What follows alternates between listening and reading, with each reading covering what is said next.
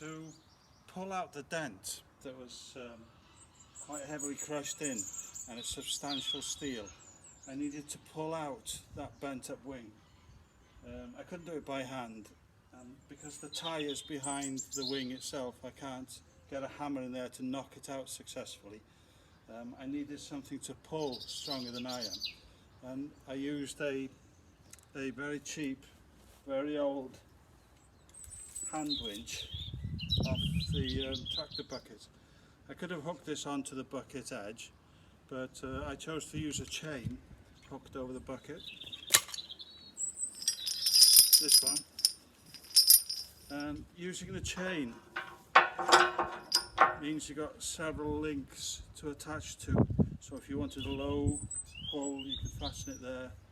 Actually, I'm talking rubbish there because this thing's going to straighten out, but you can fasten with a shackle at various places, and I'll put the shackle in somewhere around here. This is to take the winch, and normally I wouldn't need the shackle, but I've lost the hook off the winch. It's around here somewhere, taken off for goodness knows what reason, perhaps to use with a rope arrangement. And the clevis for the hook I can attach to the shackle. There we go. And then simply fasten the remaining hook of the winch onto the bodywork.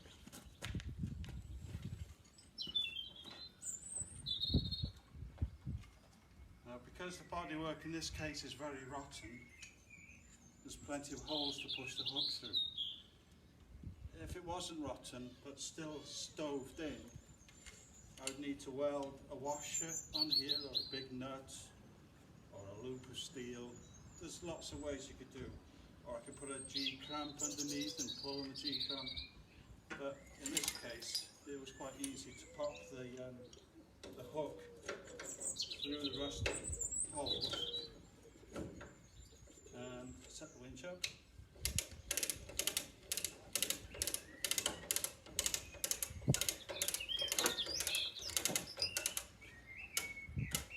Start to pull. This winch is good for about a ton, so there's ways of approaching this now. You could use the winch to pull a massive amount, or you could just keep tension on the metal and tap it in various places so the thing comes out gradually.